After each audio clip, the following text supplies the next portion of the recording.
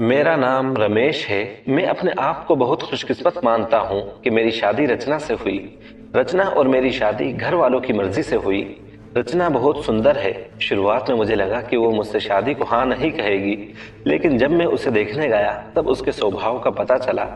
अभी मेरी शादी को करीब 3 महीने हुए हैं। मेरा सपना था कि मैं शहर में एक बड़ा शोरूम बनवाऊं। रचना को उसके बारे में बताया, इसलिए मैंने अपने गांव की जमीन बेचने का फैसला किया था। जमीन में मेरे पिता के दूसरे भाइयों का भी हिस्सा था। इसी काम के लिए मुझे कुछ दिनों तक गांव में जाना पड़ रहा था। मैंने रचना को चलने को कहा, क्योंकि पता नहीं कितना समय लग सकता है, लेकिन उसने कहा कि वो अपने मायके चले जाएगी। मैंने भी सोचा कि ठीक है। रचना अपने मायके चली गई। अपने अपने गांव चला गया। रचना से फोन पर बात किया करता था। दिन भर के काम के बाद मैंने शाम को रचना को फोन किया, लेकिन इस बार उसका फोन स्विच ऑफ आ रहा था। मैंने फिर सोचा कि शायद किसी काम से गई होगी और मोबाइल स्विच ऑफ हो गया होगा। मैंने रात फिर किया, क्योंकि दिन भर बात हो ना हो, लेकिन रात में जरूर बात किया करते थे। लेकिन रात में भी उसका फोन स्विच ऑफ था। मुझे थोड़ी फिक्र हुई, लेकिन फिर मैंने सोचा कि वो उसके घर है, अगर कुछ बात होती तो मुझे फोन आ ही जाता। अब मैंने उसकी मम्मी को फोन किया, लेकिन उन्होंने भी मेरा फोन नहीं उठाया। अब मुझे थोड़ी फिक्र होने लगी थी, क्योंकि किसी से भी मेरी बात नहीं हो पा रही थी।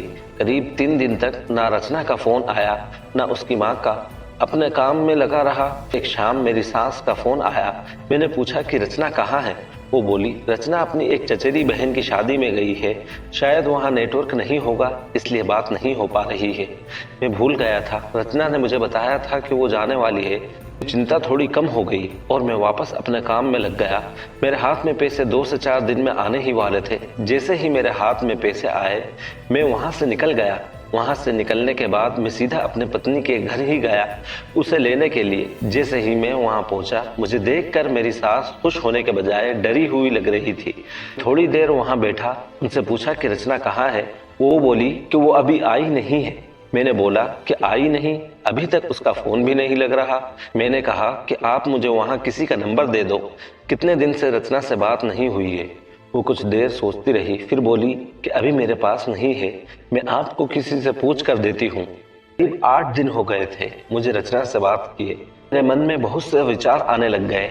आखिर बात क्या है जो रचना और उसके घर वाले मुझसे इस तरह बर्ताव कर रहे हैं।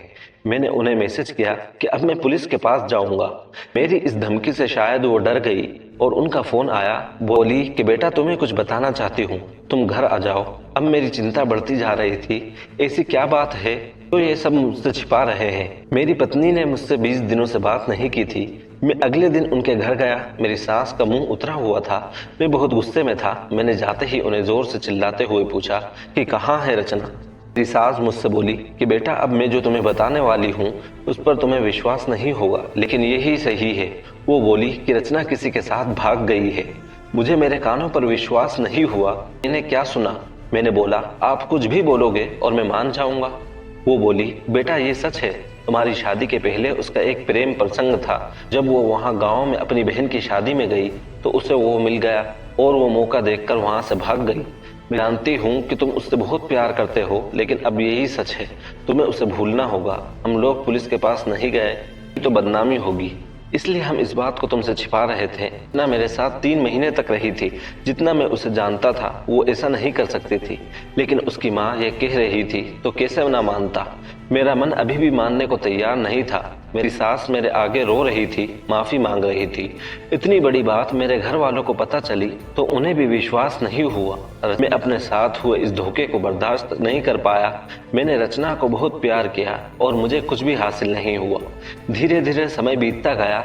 उसे गए अब 7 महीने हो गए थे और मैं भी उसे भूलकर अपनी जिंदगी में वापस बिजी होने की कोशिश करने लगा। मेरा उसके घर यहाँ से जाना हुआ। ऐसे ही मेरा ध्यान उनके घर की खिड़की पर पड़ा। मुझे दिखाई दिया कि खिड़की में रचना है। एक झलक से मुझे दिखी। मैंने उसी समय उनके घर का दरवाजा बजाया। मेरी सास ने दरवाजा खोला और वो मुझे देखकर ही डर गई। दरवाजा खुलते ही मैं अंदर जाने लगा। मेरी सास ने मुझे रोका, लेकिन मैं नहीं माना। अंदर में कमरे में गया तो रचना को देखकर मैं हैरान रह गया। रचना व्हील चेयर पर बैठी थी। रचना ने मुझे देखा और उसकी आंखों से आंसू आ गए। मैंने पूछा, ये क्या हुआ? रचना बस रो रही थी। मेरी सास बोली कि बेटा, रचना जब शादी में गई थी तो उसका एक्सीडेंट हो गया था और उसे ऐसी जगह चोट आई जिसके कारण अब वो चल नहीं सकती। एक्सीडेंट के समय भी बेहोशी में ये कह रही थी कि तुम्हें ना बताए बड़े काम के लिए गए हैं। डॉक्टर ने जब बताया कि हो सकता है रचना अब चल ना सके और इलाज पर बहुत ज्यादा पैसे लगेगा, तब भी मैंने कहा कि दामाद जी को बता देते हैं।